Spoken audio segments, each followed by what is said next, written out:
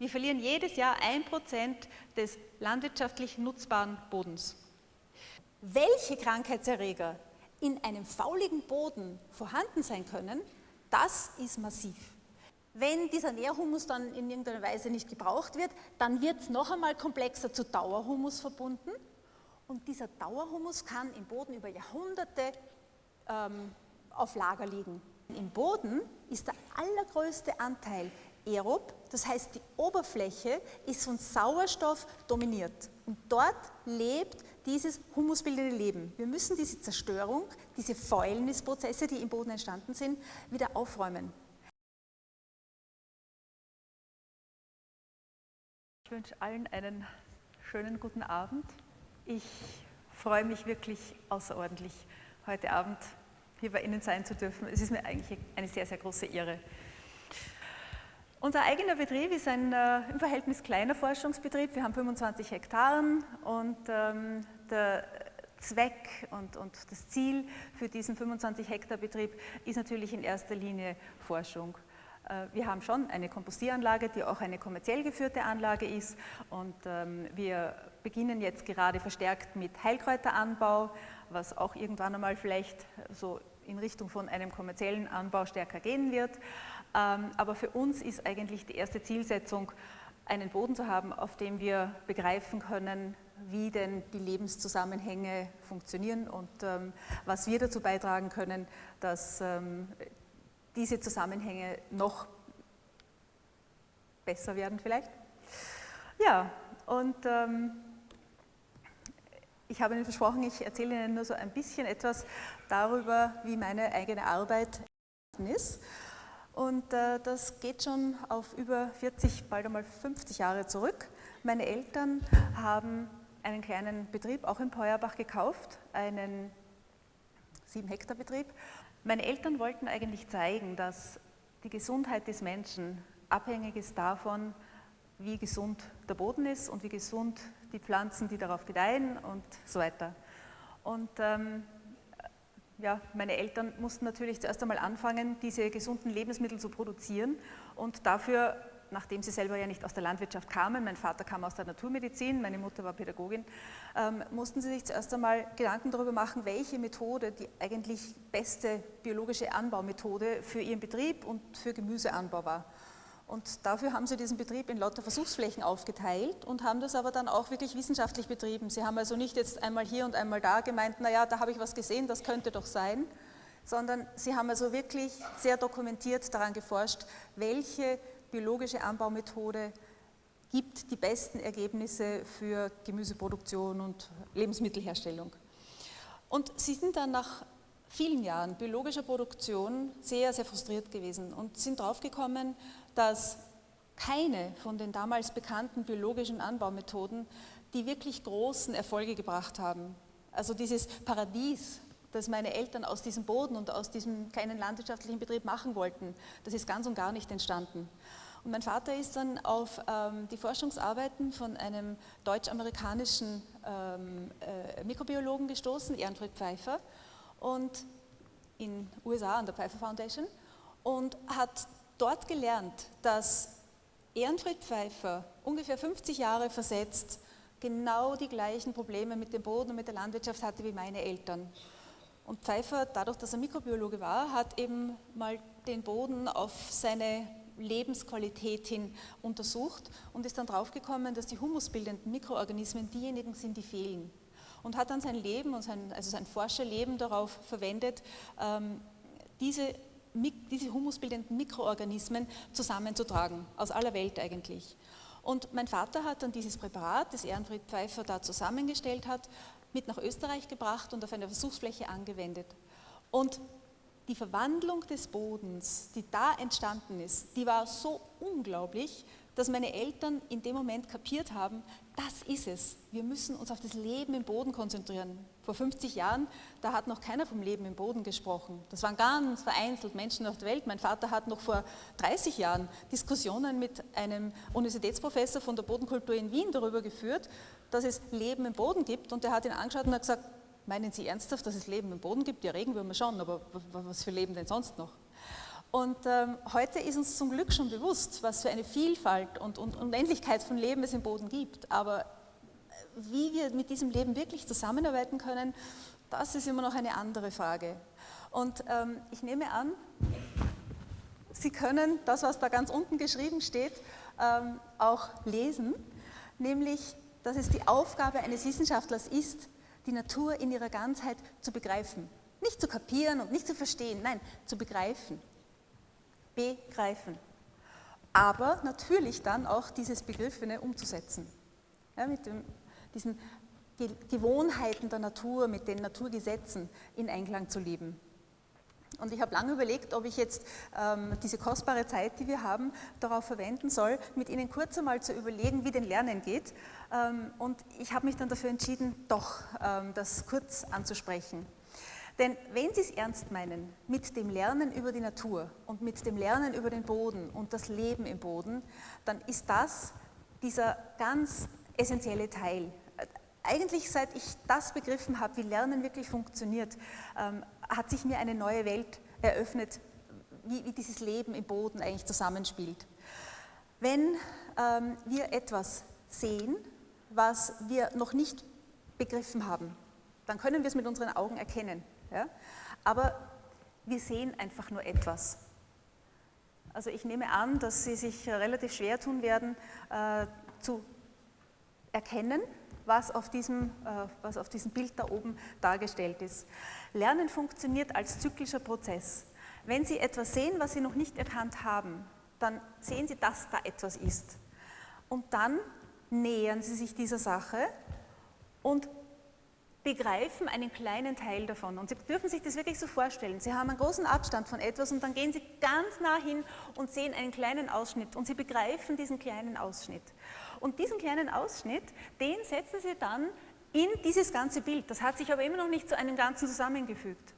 Und dann gehen Sie wieder näher und Sie sehen wieder ein kleines weiteres Teilchen davon und wie Kinder Puzzle zusammensetzen, so setzen Sie Stück für Stück das zusammen, was Sie begreifen wollen. Und irgendwann haben Sie dann begriffen, dass Sie da gerade eine Schrottkarre vor sich haben. Sie müssen immer wieder nah hingehen, um etwas begreifen zu können. Wir brauchen diese Nähe, um etwas wirklich verinnerlichen zu können. Und dann brauchen wir den Abstand, um das implementieren zu können, was wir gerade begriffen haben, um es in eine größere Struktur einzubauen. Es gibt noch einen zweiten Teil von diesem Lernen. Lernen ist einerseits dieser zyklische Prozess, immer wieder dieses Hinschauens, des Integrierens, des Vergrößerns und eine Struktur aufzubauen. Wir bauen eine innere Ordnung, eine innere Struktur auf, an der wir alles das, was wir in unserem Leben irgendwann begriffen haben, andocken können.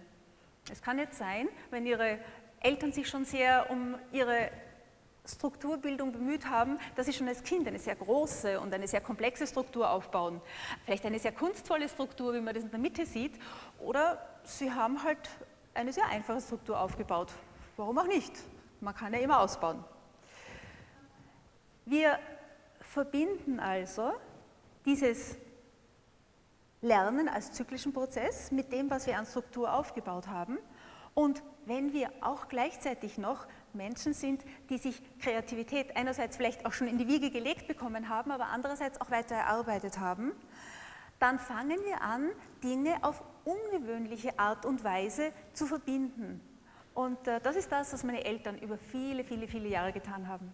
Ja, sie haben immer wieder versucht zu begreifen, was ist es denn eigentlich, dieser Organismusboden? Und irgendwann einmal haben sie kapiert, der Organismusboden ist der einzige auf dem Planeten Erde, der die ewige Jugend gepachtet hat. Ja, ich hoffe, dass das jetzt fließt da oben. Ja, es fließt. Ja, wer, wenn nicht FC Escher, hat so schön dargestellt, dass es Dinge gibt, die immer ewig im Kreis laufen. Der Boden, der Organismusboden, ist das einzige Lebewesen, das sich immer von selber verjüngen kann. Und das sich auch wirklich selber organisiert. Unser Körper ist natürlich auch ein selbstorganisierender Organismus. Der Teil mit dem ewig Verjüngen, den haben wir noch nicht ganz heraus. Wenn wir aber jetzt wirklich so erkennen wollen, wie können wir denn richtig mit dem Boden umgehen, dann geht es noch einmal einen Schritt tiefer. Dann geht es auch noch darum, einmal darüber nachzudenken, worauf basiert denn jedes Leben. Und das ist Schwingung. Und ich meine, das ist ja schon fast banal, weil mit jedem Physiker können Sie wahrscheinlich heute schon in der Volksschule anfangen, über Schwingung zu diskutieren und dass Schwingung die Grundlage von jedem Leben ist. Was mir recht einen großen Eindruck gemacht hat, ist, wo mir einmal unser Freund, ein Ganzheitsmediziner, gesagt hat, weißt du eigentlich, dass die Leber unseren Körper reinigt deswegen, weil sie ein schwingendes Organ ist. Und wenn deine Leber nicht mehr richtig schwingen kann, dann kann sie auch deinen Körper nicht mehr richtig reinigen. Und irgendwie hat das jetzt so meine musikalischen Ambitionen in Bezug auf mein Herz und meine Lunge und sonst irgendwas sehr stark erhöht. Aber was für mich jetzt noch recht wichtig ist, ein Schweizer Mathematiker und Musiker hat sich Gedanken darüber gemacht, wie denn das mit dem Planeten Erde so beschaffen ist. Und hat dann irgendwann erkannt, dass der Planet Erde auch eine Eigenschwingung hat. Also das heißt, durch die Rotation, die der Planet Erde macht, induziert er auch eine Eigenschwingung. Und in der Musik ist es nun so, wenn man die Frequenz erhöht oder verlangsamt, also einen Ton, die Schwingung eines Tons erhöht oder verlangsamt, dann kann man das immer in Achterschritten tun, also in Oktaven tun. Für diejenigen, die jetzt vielleicht sich in der Musik etwas auskennen, für die ist das vielleicht eine Selbstverständlichkeit und alle anderen, naja, glauben es uns jetzt einfach mal. Also, diese Frequenz, die der Planet Erde erzeugt, diese Frequenz kann ich hochoktavieren, also immer die Frequenz schneller, schneller, schneller, schneller, schneller machen. Und irgendwann einmal ist die Frequenz in einem Bereich, den wir hören können. Ja, und dieser Ton, den die Erde, der Planet Erde so erzeugt, ist ein G. Würde ich aber jetzt diese Frequenz noch erhöhen und wieder um viele Oktaven wieder erhöhen, dann kommt die Schwingung irgendwann in den Bereich des sichtbaren Lichtes. Und nun dürfen Sie mal raten, welche Farbe denn unser Planet Erde so von sich gibt oder welche Farbe der Planet Erde so hat als Schwingung. Diejenigen, die beim Kurs waren, gilt nicht. Ja, orange. Es ist nicht umsonst, dass in so vielen Kulturen weltweit Menschen orange Kleidung tragen. Und einige Wissenschaftler haben sich zusammengesetzt, haben sich zusammengetan, um einmal zu erforschen, was ist denn jetzt die Wirkung der Farbe Orange, der Schwingung Orange auf unseren Organismus. Ne? Und wie haben sie das gemacht? Hochpragmatisch. Sie haben sich einen Haufen Entchen genommen, so kleine Babyentchen, Erpel, männliche Entchen, und die haben sie einmal mit blauem Licht bestrahlt und einmal mit orangem Licht bestrahlt. Und siehe da, die Erpel, die mit blauem Licht bestrahlt wurden, die sind nicht nur viel langsamer gewachsen, sondern die hatten auch noch halb so große Genitalien wie die Entchen, die mit Orangenlicht bestrahlt wurden. Und wie gesagt, also der Trend orange Unterwäsche hat sich in Österreich schon sehr, sehr verbreitet.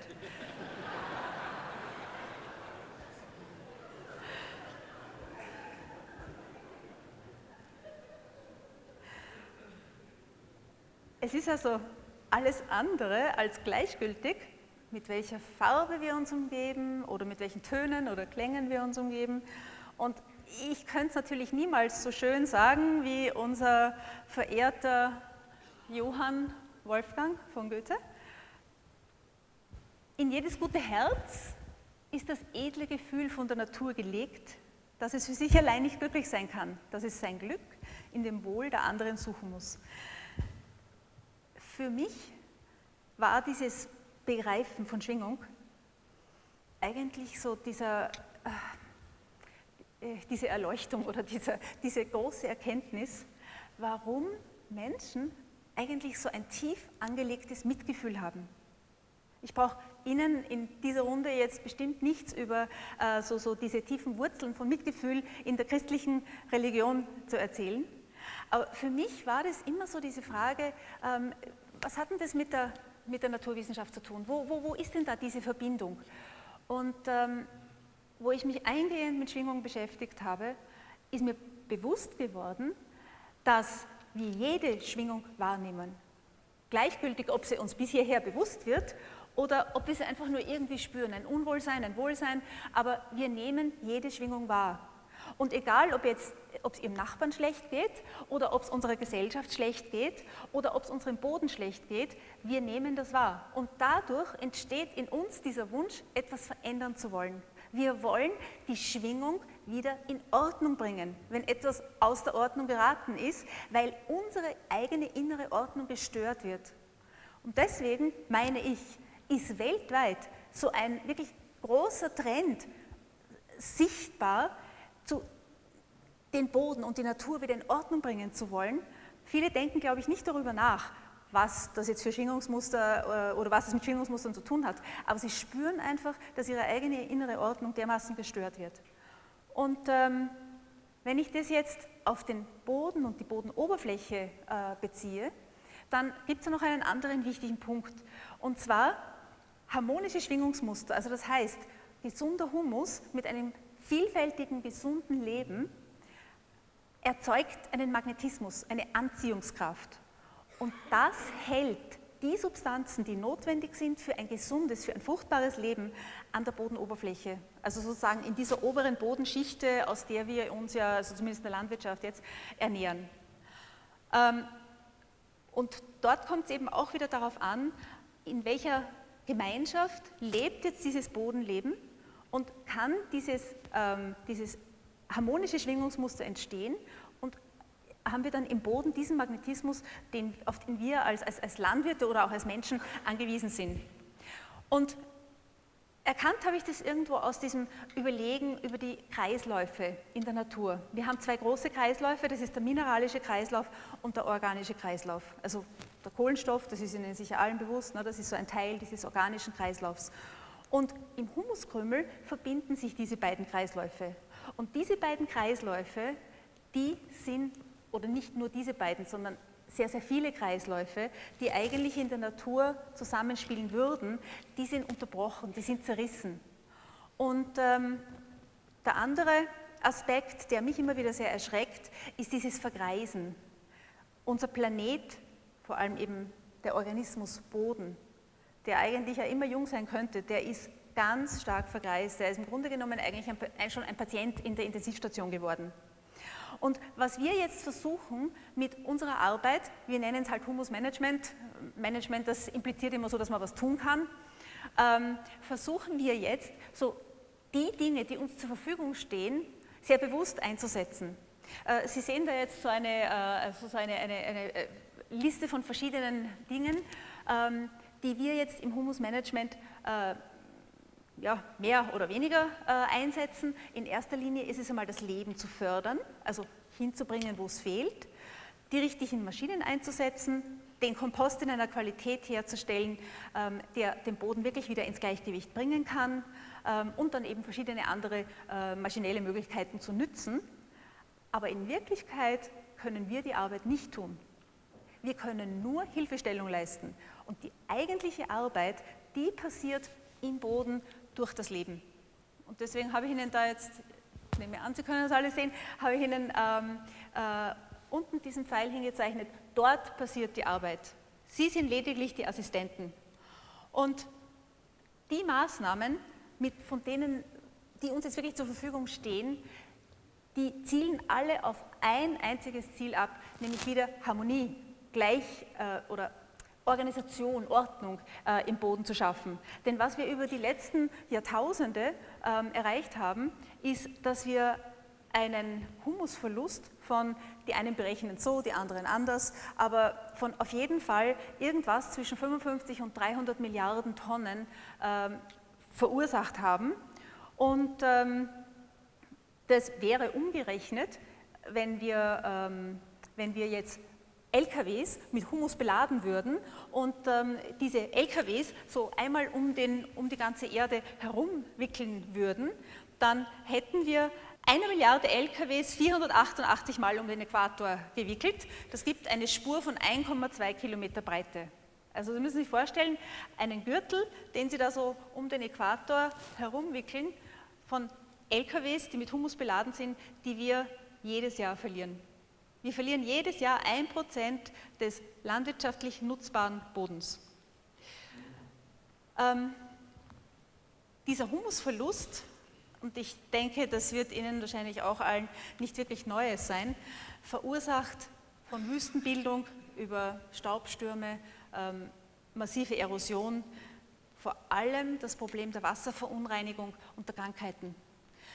Die Krankheiten, die sich im Boden ausbreiten, werden über die Pflanze und dann teilweise über das Tier, aber teilweise auch direkt über die Pflanze wieder in unseren Organismus geschleust und damit unser Immunsystem geschwächt oder wir werden direkt krank. Und der Grund dafür, dass diese Kreisläufe, auf die wir ja absolut angewiesen sind, unterbrochen worden sind, liegen in einem Teil. Die junge Dame da ist etwas frustriert darüber, dass ihr Auto nicht mehr weiterfahren mag. Und das muss nicht unbedingt daran liegen, dass sie vielleicht einen massiven Motorschaden an ihrem Auto hat, sondern das kann schon an einem der ganz kleinsten Teilchen liegen, nämlich der ganz kleinen Steuerelemente. Irgendein Mikrochip, das ausgefallen ist. Und für mich ist das immer so dieser Vergleich zum Bodenleben. Das humusbildende Bodenleben ist das Steuerelement. Es ist nicht nur dasjenige Leben, das die Arbeit leistet, die anaeroben Organismen, also die ohne Sauerstoff leben können, die können auch Arbeit leisten. Aber zu steuern, dass diese Ordnung im Boden aufrechterhalten wird und sogar noch gesteigert wird, das macht das aerobe humusbildende Leben. Und dieses Steuerelement, das ist uns über die letzten Jahrzehnte, Jahrhunderte, beinahe schon Jahrtausende sukzessive verloren gegangen. Und meiner Meinung nach gibt es jetzt 3 Hauptursachen für diese Zerstörung von Humus und Boden. Einerseits Naturereignisse, andererseits Unwissenheit, aber der ganz, ganz wichtige Punkt, und der trägt halt dazu bei, dass jeden Tag noch mehr Humus verloren geht, ist für mich eine Geisteskrankheit. Desinteresse, Gier und Respektlosigkeit. Und das ist das, was heute sehr, sehr viel von der Agrarindustrie praktiziert wird. Ich möchte jetzt da nicht im Detail über diese Beispiele sprechen. Ich möchte Ihnen nur schnell diese Zusammenhänge so ein bisschen umreißen, damit wir überhaupt wissen, wovon wir reden und wo wir ansetzen können, wenn wir die Dinge ändern wollen. Natürliche Bodenzerstörung und Humuszerstörung lässt sich natürlich sehr schwer verändern. Jeder Großbrand und jede große Überflutung zerstört natürlich sehr, sehr viel Bodenleben, aber die Natur hat natürlich auch sehr, sehr lange Zeiträume, in denen sie diese Zerstörung wieder wettmacht. Die unwissentliche Zerstörung von Bodenleben ist sehr oft nicht aus einer Achtlosigkeit oder aus Respektlosigkeit entstanden, sondern aus einem sehr hohen Respekt zur Natur. Ein Beispiel dafür ist die Schwarzbrache. Die Schwarzbrache ist ein Erbe, das wir uns von den Römern mitgebracht haben. Die Römer konnten ihre Bevölkerung zu schlecht ernähren. Und deswegen haben sie überlegt, naja, was könnte denn der Grund sein, dass jetzt unsere Flächen zu wenig produzieren? Und irgendwann haben sie dann überlegt, naja, der Boden könnte als lebendiger Organismus ja vielleicht auch Ruhe brauchen. Und daraufhin haben sie angefangen, immer einmal in 3 Jahren den Boden einfach offen liegen zu lassen. Dass aber in dieser Zeit Milliarden von Organismen sterben, das wussten sie nicht. Und was sie aber beobachtet haben, ist, dass im nächsten Jahr nach der Schwarzbrache die Ernten plötzlich viel größer waren. Ja, warum? Weil diese gestorbenen Organismen zu Nährstoffen für die nächste Pflanzengeneration geworden sind. Das Dumme war nur, dass ihnen jedes Mal, wenn nach einer Schwarzbrache eben diese Organismen oder durch die Schwarzbrache die Organismen abgestorben sind, sie die Vielfalt des Bodenlebens weiter reduziert haben. Wir praktizieren also seit 1000 Jahren bereits eine massivste Bodenzerstörung und glauben, dass es eigentlich eine Maßnahme ist, die dem Boden hilft. Da würde uns die Zeit jetzt weit ausgehen, wenn wir uns jetzt über alle diese verschiedenen kulturbedingten Elemente oder traditionsbedingten Elemente über Bodenzerstörung nachdenken. Aber 2 möchte ich Ihnen gerne sagen. Das eine ist die Minimal- und Nullbodenbearbeitung, denn das ist jetzt so ein weltweiter Trend. Man sagt, nur nicht pflügen, nur nicht den Boden bewegen. Wenn Sie den Boden nicht bewegen, dann bringen Sie zu wenig Sauerstoff hinein oder gar keinen Sauerstoff hinein und damit kann das sauerstoffbedürftige Leben nur noch weiter absterben. Das heißt, solange ein Boden noch nicht so weit Struktur hat und Leben hat, um sich selber atmen zu können, sich selber mit Sauerstoff versorgen zu können, solange dürfen sie auch den Boden nicht einfach nur liegen lassen. Und das andere ist das falsch praktizierte Mulchen. Viele meinen auch im Hausgarten oder so in kleineren Betrieben, Mulchen ist das Beste für den Boden, das bildet Humus. Nein, Mulchen ist ein Schutz für Austrocknung.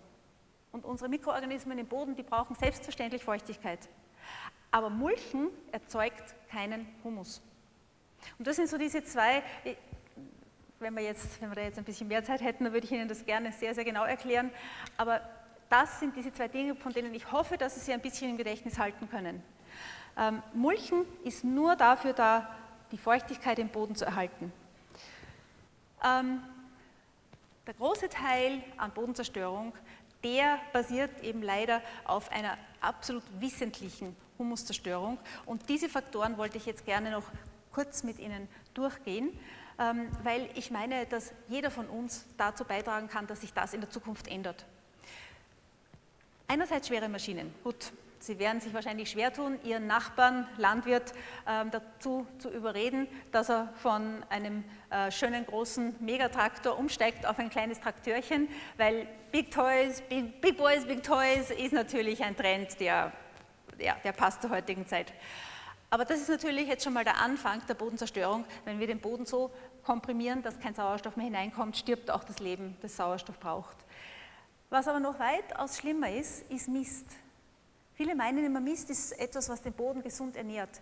Mist ist ein anaerobes, fauliges Produkt und die aeroben humusbildenden Organismen können mit einem fauligen Produkt nichts anfangen. Im Gegenteil, der Mist verursacht ihnen große Probleme. Das heißt, sie müssen sich sehr, sehr anstrengen, um diesen Mist aufzuarbeiten und manches Mal schaffen sie es nicht, wenn die Mistmengen zu groß sind und das ist noch einmal schlimmer mit der Gülle. Wenn Gülle in einen Boden hineinkommt, dieses zähe Material, das legt sich dann überall über die Humuskrümel oder über die Bodenteilchen drüber und erstickt dieses aerobe Leben.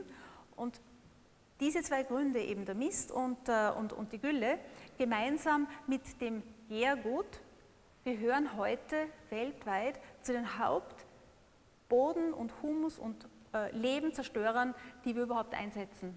Gärgut ist noch einmal schlimmer. Gärgut korrodiert die Oberfläche von Humuskrümeln.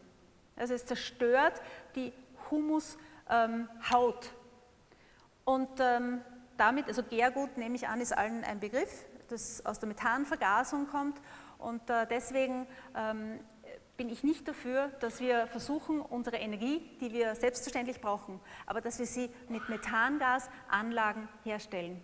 Diese Organik, die ist viel besser eingesetzt, wenn wir Kompost daraus herstellen und diesen Kompost dann dem Boden zur Verfügung stellen als Lebensmedium.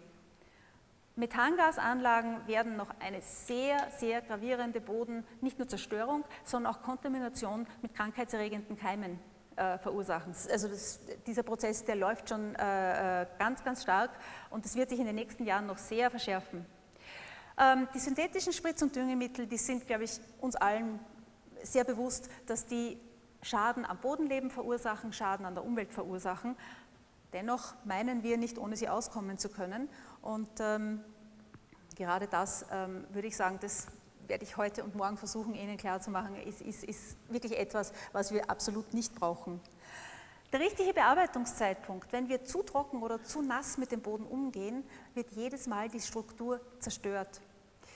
Und dann ist noch die minderwertigen Komposte, die weltweit eingesetzt werden. Ich werde morgen noch einmal so ganz kurz und global Ihnen ins Gedächtnis rufen, worauf es ankommt in der Kompostbereitung und welcher Kompost für den Boden wirklich zuträglich ist und welcher Kompost für den Boden schädlich ist.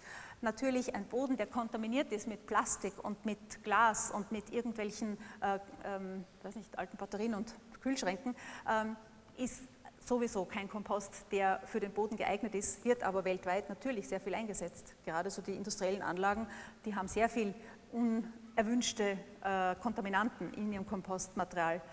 Oder eben eine Qualität, die anaerob faulig ist oder der Kompost ist nicht auf die richtige Art und Weise bereitet worden, das heißt, er ist viel zu heiß geworden.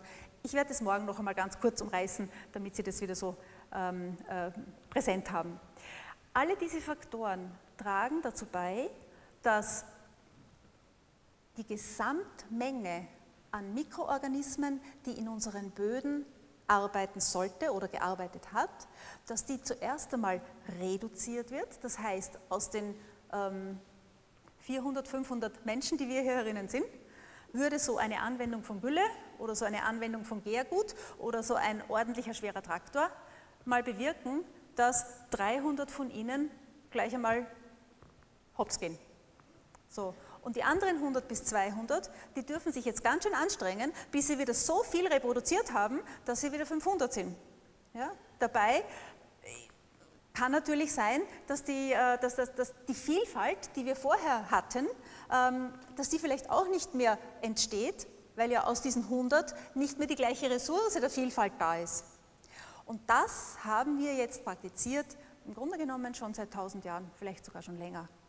Wir haben immer die Vielfalt zuerst, die Menge zuerst reduziert, dann die Vielfalt, dann die Menge, dann die Vielfalt und heute sind wir sozusagen am Hals vom Trichter angekommen.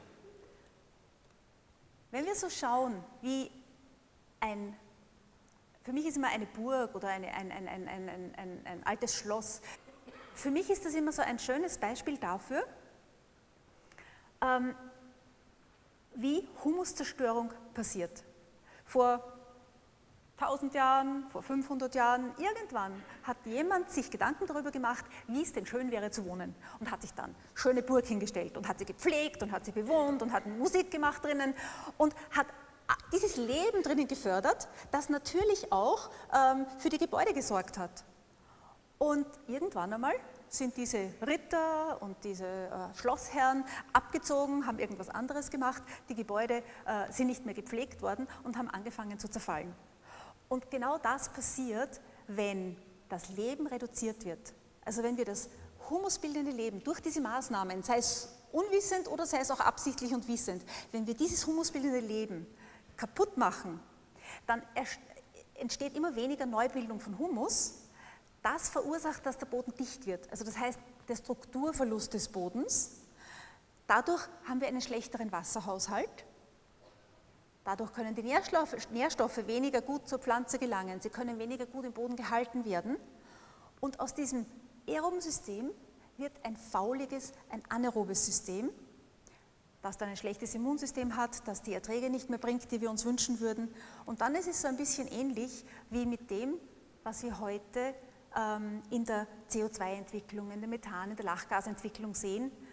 Irgendwann kommen wir an einen Punkt, wo ein Kollaps stattfindet. Und das ist eben dieser Punkt, wo wir heute mit den Böden angelangt sind. Wir müssen uns wirklich sehr, sehr beeilen, damit wir nicht in diesen absoluten Kollaps hineinschlittern. Und das ist die entscheidende Frage für meine Arbeit. Ist es denn überhaupt möglich, in wirklich ganz kurzen Zeiträumen, 2 Jahre, 3 Jahre, 5 Jahre, 10 Jahre, den Boden so gesund zu machen, dass er sich wieder selber erhalten kann, dass er seine Struktur wieder selber weiter aufbauen kann, dass er die Pflanze ihrer inneren Ordnung gerecht ernähren kann. Und wenn wir das tun wollen, dann müssen wir uns natürlich als allererstes mal fragen, ja, wer sind denn überhaupt diese Organismen, die da im Boden zu Hause sind?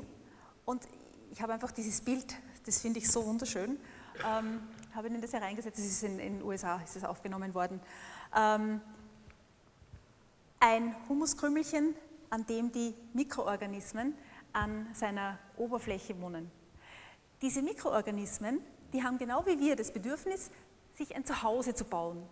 Und wenn wir uns jetzt so anschauen, wie haben denn bei uns früher die Leute gebaut? Ja, sie haben etwas gebaut, was in den Himmel strebt. Sie haben etwas gebaut, was luftig ist. Sie haben etwas gebaut, was uns Wärme spendet.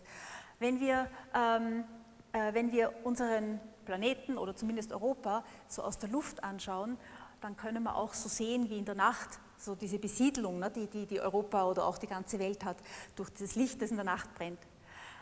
Genau das Gleiche ist es, wenn wir unter dem Mikroskop Humuskrümel anschauen. Ja, ein Humuskrümel hat eine wunderschöne Struktur, also eine sehr ästhetische Bauweise. Und das Ziel dieser Bauweise ist, ein Zuhause zu schaffen für die Mikroorganismen, das sehr viel Sauerstofffluss erlaubt, das sehr viel Oberfläche schafft, weil die Mikroorganismen ja an der Oberfläche zumindest die sauerstoffliebenden Organismen an der Oberfläche des Humuskrümmels leben. Deswegen brauchen sie eine möglichst große Oberfläche. Ja, und je größer natürlich die Hohlräume sind, umso besser kann sich das Wasser im Boden festhalten. Umso schneller kann es in den Boden eindringen. Das heißt, die Oberflächenerosion ist entweder gemindert oder eliminiert. Und wenn ich mir dann so ein Humuskrümelchen unter dem Fluoreszenzlichtmikroskop ansehe, das ist das rechte Bild, dann sehen Sie, dass so ein Humuskrümel an der Oberfläche Milliarden von kleinen Organismen hat, die immer dafür sorgen, dass die Oberfläche geschrubbt wird und sauber gehalten wird und neu angebaut wird. Also das, was wir halt so machen als Häuselbauer. Ne? Und die Prinzipien, die jetzt diesem Leben im Boden unterliegen, das sind jetzt zwei gegensätzliche.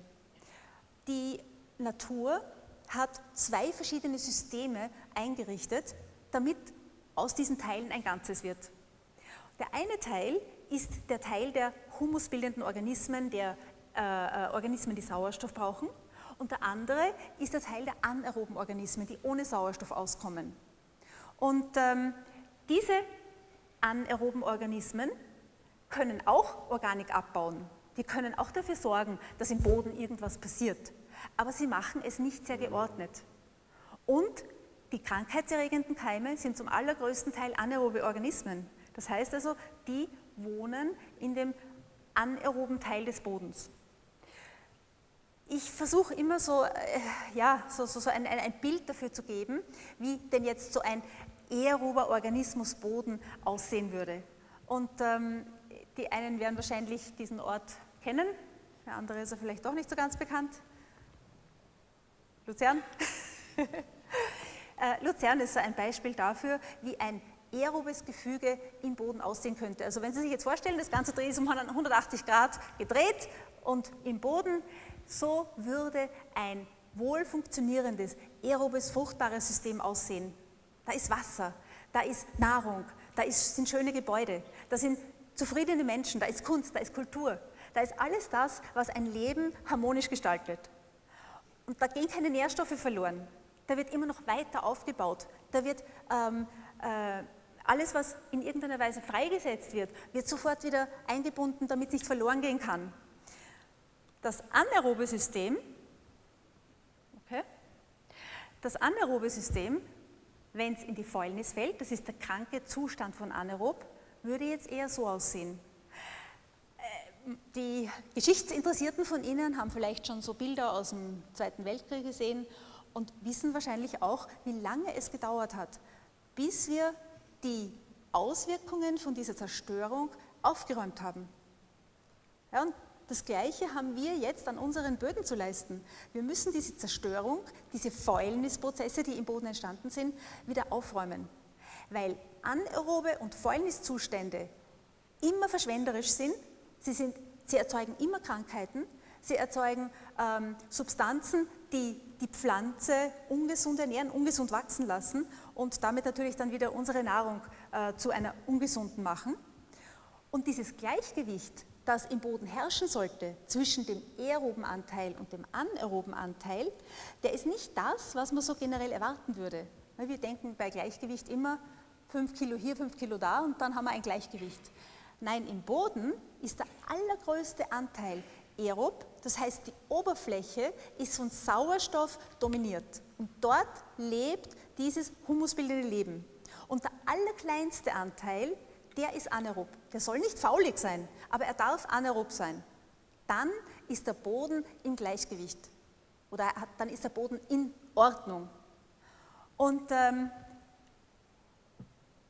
dieses Gleichgewicht im Boden wiederherzustellen, das können wir nicht tun, weil die einzigen, die die Fähigkeit haben, diese Strukturen im Boden aufzubauen, das Leben selber ist. Wir können also nur dieses Leben auf den Boden hinbringen, wenn es fehlt, und dann die richtige Umgebung schaffen, damit das Leben im Boden diese Arbeit leisten kann. Und die Auswirkungen davon, die betreffen uns jetzt alle, und zwar zu jedem Moment unseres Lebens. Einerseits sorgt diese aerobe Flora für Entgiftung. Das heißt also zum Beispiel jetzt irgendwelche Rückstände aus der konventionellen Landwirtschaft oder irgendwelche Kontaminanten, die in den Boden hineingelangen, die können durch das aerobe Leben bereinigt oder beseitigt werden. Das aerobe Leben sorgt für eine geordnete Verdauung. Sie haben sicher alle schon einmal eine Darmgrippe gehabt. Das ist, wenn das System Verdauung anaerob und faulig geworden ist. Also anaerob ist es immer, aber faulig geworden ist. Die aerobe Humusflora sorgt auch für eine geordnete Kommunikation. Mikroorganismen sind äußerst kommunikativ und damit jeder weiß, was er zu jedem Zeitpunkt des Tages und der Nacht tun soll, kommunizieren Mikroorganismen über Gerüche und Schleime und alle möglichen Signale, um zu jedem Zeitpunkt sicherzustellen, dass nichts verloren geht. Ja, und natürlich die gesamte Pflanzenernährung, die von auch wieder den aeroben Organismen koordiniert wird. Der Humus hat für unser Leben eine ganz direkte Schutzwirkung und ich würde Ihnen jetzt gerne ein paar so kurze Beispiele dafür geben, was denn der Humus alles für unser tägliches Leben bewirkt. Sie haben sicherlich schon alle über den Phosphor-Peak etwas gehört, dass uns die Phosphorreserven weltweit ausgehen und dass sich die Landwirtschaft große Sorgen darüber macht, wo wir denn dann unseren Phosphor herholen. Es gibt eben leider nicht sehr viele große Lagerstätten von Phosphor und die größten sind Marokko und China, es gibt auch ein bisschen was in den USA, aber eigentlich sind diese Lagerstätten zum größten Teil bereits ausgeraubt. Der Kern oder der Knackpunkt an der Phosphorfrage ist aber nicht der, dass wir Phosphor auf unsere Flächen hinbringen, damit wir für unsere landwirtschaftlichen Praktiken ausreichend Phosphor haben, sondern dass wir das Leben im Boden haben, das den Phosphor, der meistens im Boden ohnehin vorhanden ist, freisetzen kann. Ernst Pfeiffer hat sehr viele Studien zur Freisetzung und zur Einbindung von Nährstoffen gemacht und das ist jetzt so ein Beispiel aus einer Studie, was das Aufbringen von Mikroorganismen auf den Boden an Phosphorfreisetzung bewirken kann. Und Sie sehen, das ist also eine wirklich sehr kurze Zeitspanne, in der schon sehr viel Phosphor freigesetzt werden kann. Was ich jetzt auf dieser Grafik nicht drauf habe, ist, dass er auch wieder eingebunden wird. Also es ist nicht nur die Freisetzung, weil sonst hätten wir ja auch Verluste, sondern es ist auch wieder dieses Zurückeinbinden. Was für mich aber jetzt der noch wichtigere Teil ist, Phosphor oder Phosphorgestein ist sehr oft uranhaltig. Und dieses Phosphorgestein, das dann vermahlen wird, enthält sehr oft Uran, wenn es als Phosphatdünger auf unsere Flächen ausgebracht wird. Wenn Sie jetzt schauen, also in Russland haben wir jetzt zum Beispiel 2,8 ppm, in USA hätten wir 660 ppm, in Marokko hätten wir 100 ppm an Urangehalt im Gestein. Und wenn wir das umrechnen auf die Mengen an Uran, die auf die landwirtschaftlichen Flächen ausgebracht werden, dann bringen wir 350 bis 600 Tonnen Uran im Phosphatgestein auf unsere Flächen aus. Das heißt, 120 Tonnen Uran kommen pro Jahr auf deutsche Äcker. Ja, wenn wir jetzt gleich da auf die unterste Zeile gehen, ich nehme an, Sie können das alle sehen, das wäre ein Äquivalent von 2650 Atombomben vom Typ Hiroshima, was wir auf unsere Flächen, auf unsere landwirtschaftlichen Flächen ausbringen. Soweit jetzt einmal zum schlechten Teil. Es gibt auch einen guten Teil, das haben wir gelernt im Zusammenhang mit Tschernobyl. Wir haben, wo die Katastrophe von Tschernobyl passiert ist, haben meine Eltern, dadurch, dass sie ihre Landwirtschaft in Oberösterreich haben, waren sehr, sehr stark betroffen auf ihrem landwirtschaftlichen Betrieb von dem radioaktiven Niederschlag, der von Tschernobyl gekommen ist. Und meine Eltern mussten im Herbst, also nach der Katastrophe, ihr gesamtes Gemüse, was verkauft werden sollte, von der Lebensmittelpolizei untersuchen lassen. Und da ist man drauf gekommen, dass im Gemüse, also im Wurzelgemüse, nicht das oberirdisch gewachsene, im Wurzelgemüse sich kein keine radioaktiven Substanzen gefunden haben. Ja, also es war durchwegs durch das gesamte Gemüse, von den Karotten über die roten Rüben, über die Kartoffeln, über die Liste ist noch lang. Alles, was meine Eltern damals an Wurzelgemüse produziert haben, hatte oder war nicht radioaktiv kontaminiert. Und das wissen wir heute, dass die humusbildenden Mikroorganismen eine derartige Schutzwirkung auf das Leben im Boden, also im Sinne von die Pflanze und das Bodenganze haben, dass sie verhindert, dass schädliche Substanzen in die Pflanze aufgenommen werden können. Der andere Teil, den ich vorher schon angesprochen hatte, ist der Kohlenstoff. In einem Boden, der zu dicht ist, können ja die aeroben Organismen ihre Arbeit nicht tun, sie können nicht mal überleben. Und das heißt, die Kohlenstoffverarbeitung zu Humus kann dann natürlich nicht funktionieren. Unter aeroben Bedingungen werden über 50% des organischen Kohlenstoffs in die Zelle eingebaut. Unter anaeroben Bedingungen werden über 90% abgegeben. Das machen wir in unserer Methangasproduktion zunutze, dieses Prinzip. Das heißt also, weltweit geht uns die wichtigste Ressource für die Humusbildung aufgrund von anaeroben und Fäulnisbedingungen verloren. Ja, wir verschwenden unseren Kohlenstoff, besser ging es fast nicht. Dr. Rode, ein Forscher von der Technischen Universität in Berlin, hat es anders auf den Punkt gebracht. Er hat gesagt, in einem aeroben Prozess wird Sauerstoff ins Material eingebunden, in einem anaeroben Prozess wird es entbunden. Bei Fäulnisprozessen, also beim kranken anaeroben Zustand, werden giftige Substanzen gebildet, die den krankheitserregenden Keimen als Nahrung dienen. Ja, also die Krankheitserreger, die sich in Fäulnisbedingungen vermehren können, die ernähren sich von den Substanzen, die durch die Fäulnis hergestellt werden. Und welche Krankheitserreger in einem fauligen Boden vorhanden sein können, das ist massiv. Ich habe Ihnen da jetzt nur ein paar von diesen krankheitserregenden Keimen zusammengestellt in einer Liste. Das geht von Erkrankungen des Verdauungssystems über Krankheiten, die Atemwege betreffen, Krankheiten, die das Gehirn betreffen, Krankheiten, die Haut betreffen. Also jede Art der Erkrankung, die wir heute so in der Medizin behandeln, die kann aus der Organik, aus der fauligen Organik, sei es im Boden oder sei es auf der Kompostieranlage, überall dort, wo faulige Organik ist, können diese Krankheiten kommen. Und sie ernähren sich von den Substanzen, die unter fauligen Umständen im Boden gebildet werden. Also wir ernähren unsere Krankheiten im Boden. Für mich war das ja dann nochmal diese Querverbindung hin zur Schwingung. Der eine oder andere von Ihnen mag schon mal was von einem Herrn Lakowski gehört haben. Lakowski hat sehr viel zu Schwingung geforscht.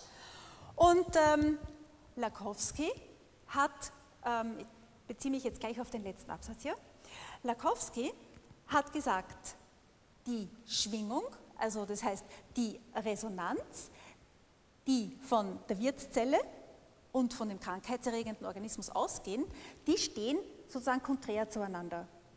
Und in dem Moment, wo ich die Schwingung verändere, kann ich auch den Organismus wieder gesund machen.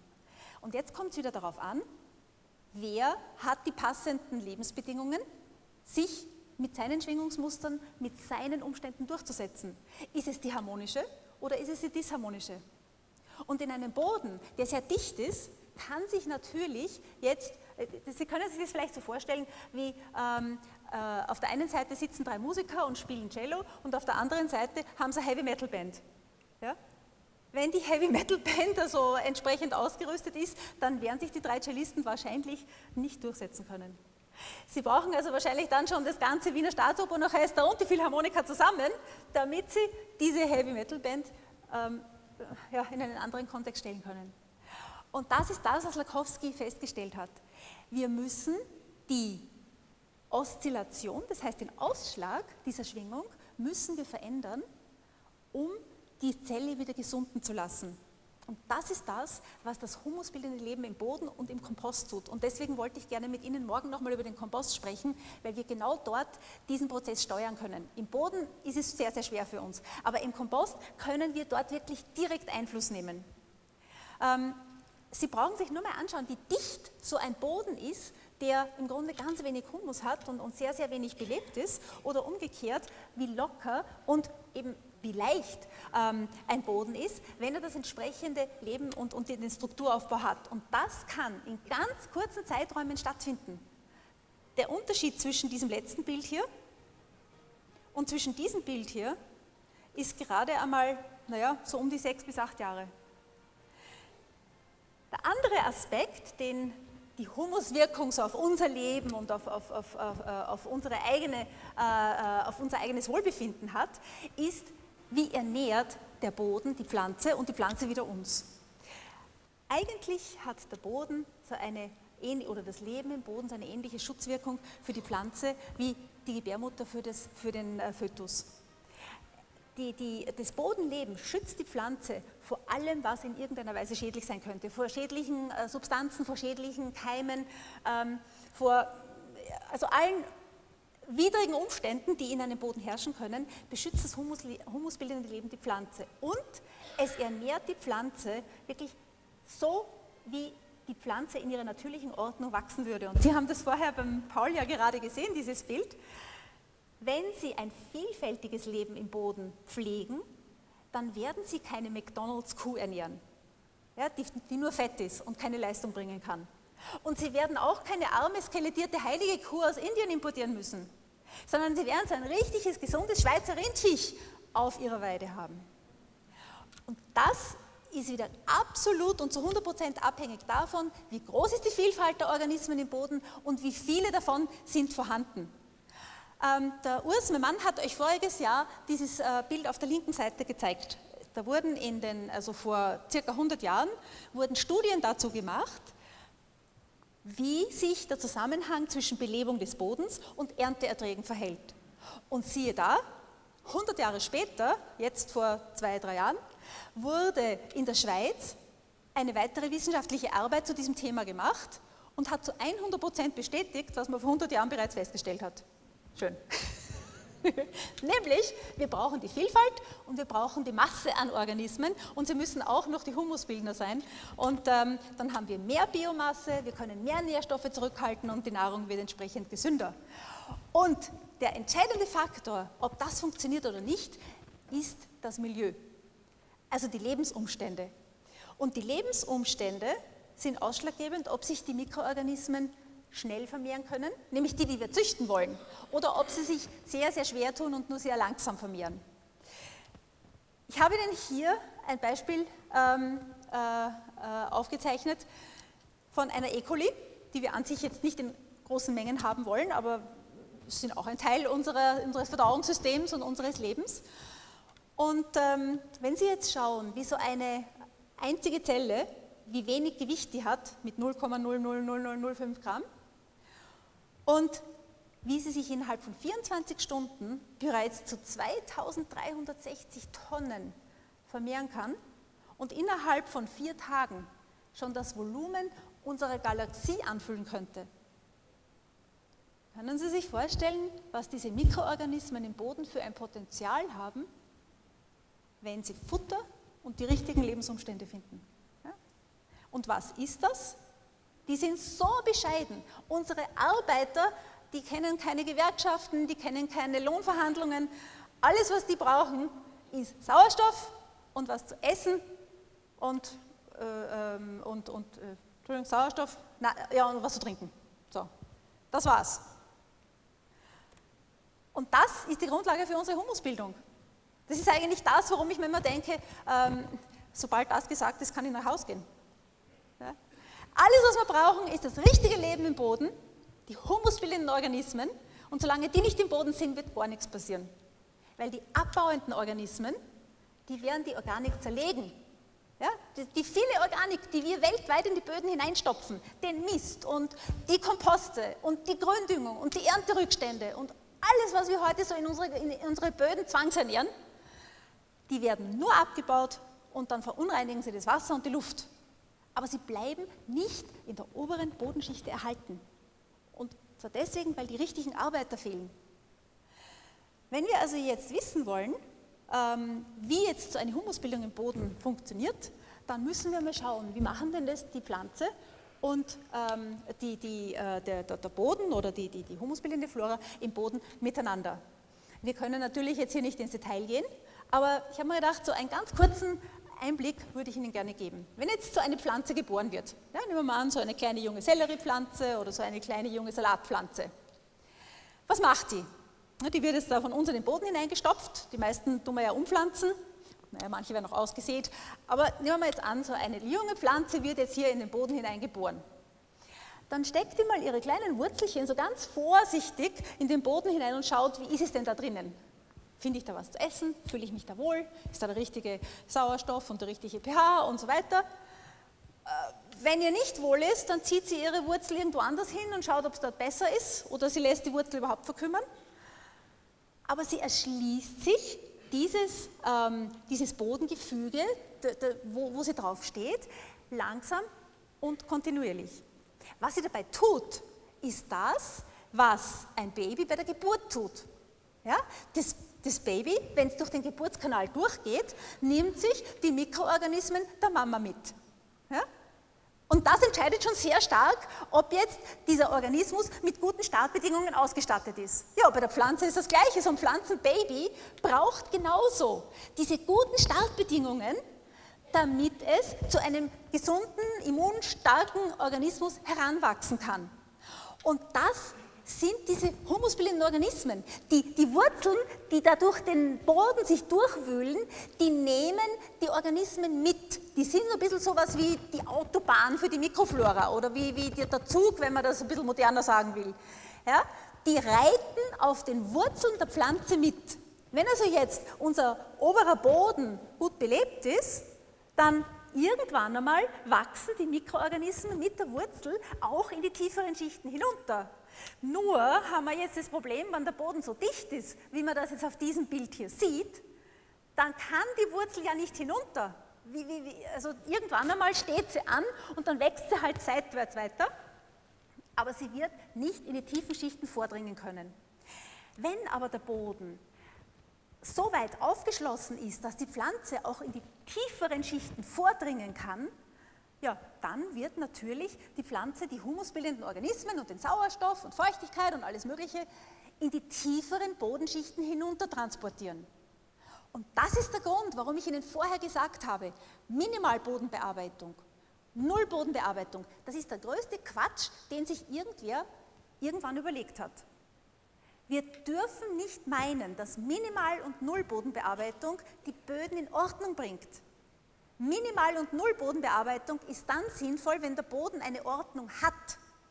Ja, wenn der Boden bis in die tiefen Schichten aufgebaut ist, dann kann die Pflanzenwurzel diesen Strukturaufbau weiter fördern und ihn erhalten.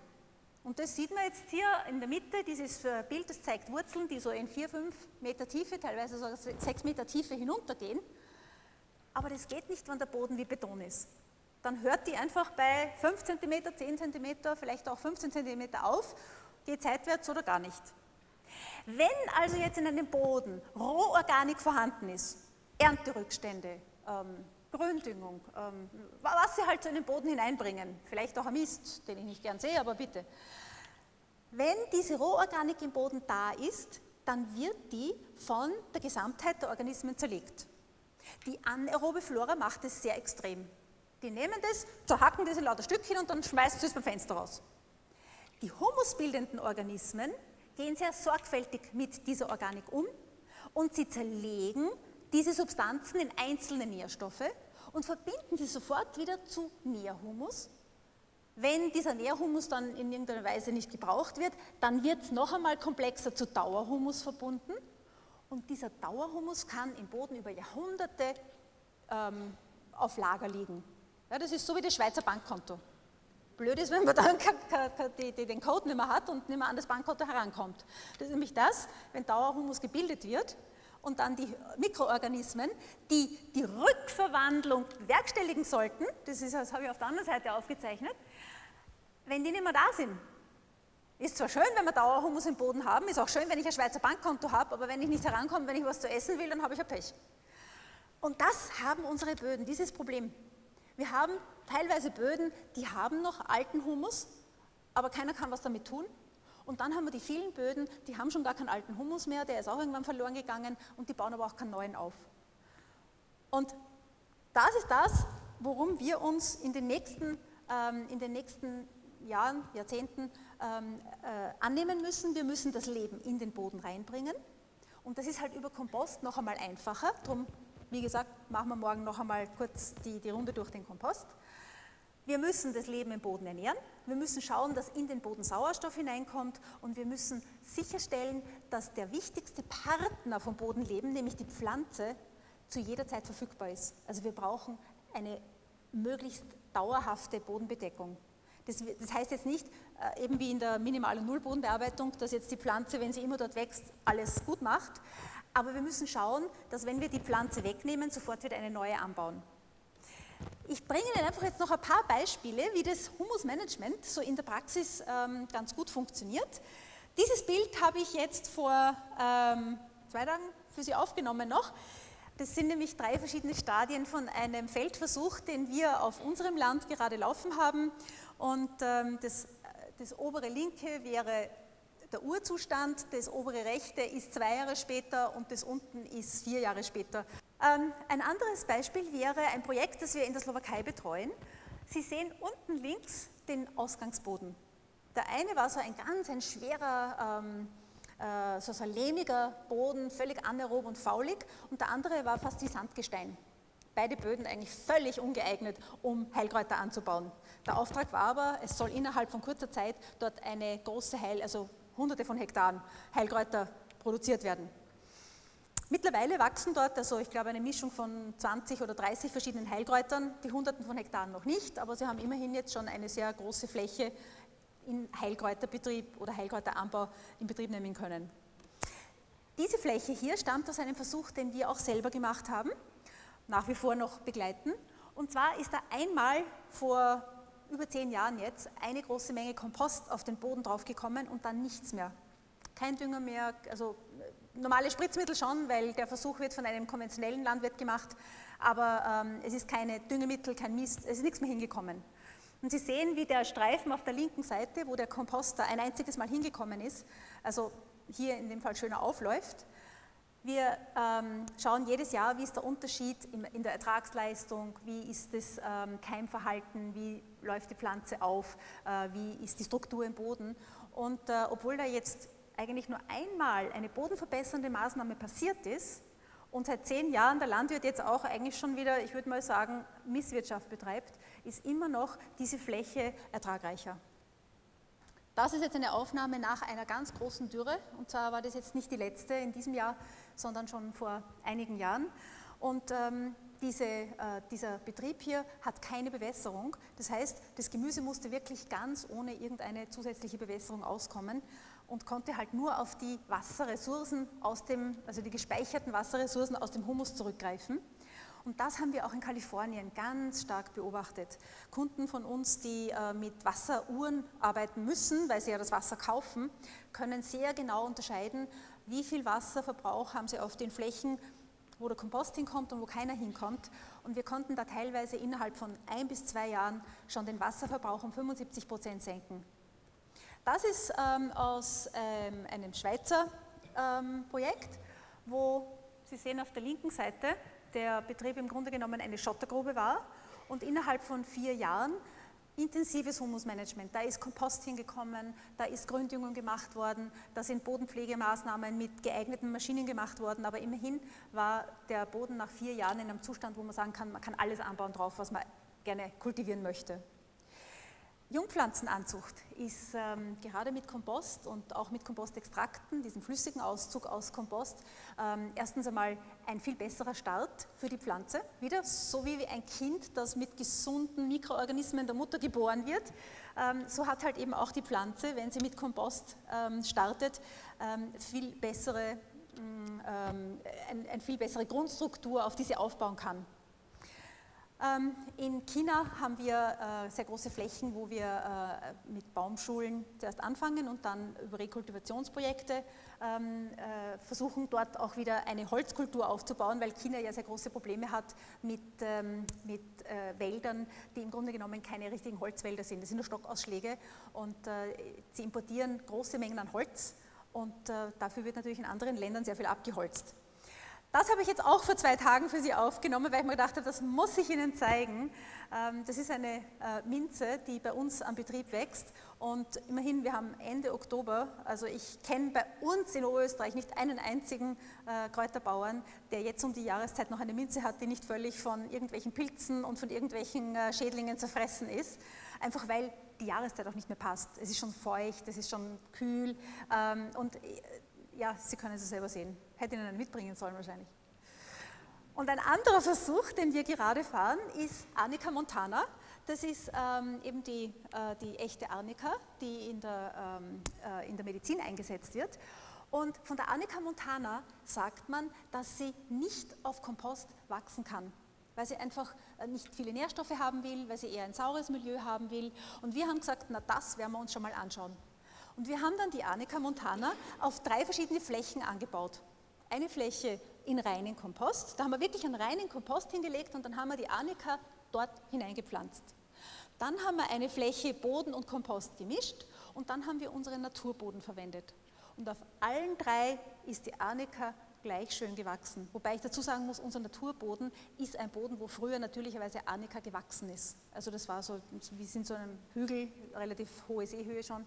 Und keiner, der in irgendeiner Weise weiß, wie Arnica montana wächst, glaubt uns das. Ja, dass Arnica in reinem Kompost wachsen würde. Warum? Weil die Mikroorganismen dafür sorgen, dass die Arnica nicht irgendwelche Überschussnährstoffe bekommt oder die falschen Nährstoffe bekommt, sondern die Vielfalt der Bodenorganismen sorgt dafür, dass die Pflanze genau ihrer Bedürfnisse gerecht versorgt wird. Ja, das war jetzt mal so ein erster Einblick in das, was wir am Boden tun können und was der Boden ist. Ich hoffe, ich konnte Ihnen so ein paar Anregungen für heute Nacht mitgeben. Morgen hoffe ich, dass ich dann den Bogen noch fertig spannen kann, was jeder von Ihnen denn so tun kann, um diesen Organismus zu fördern. Und fürs Erste danke ich ganz herzlich für Ihre Aufmerksamkeit und wünsche Ihnen einen schönen Abend.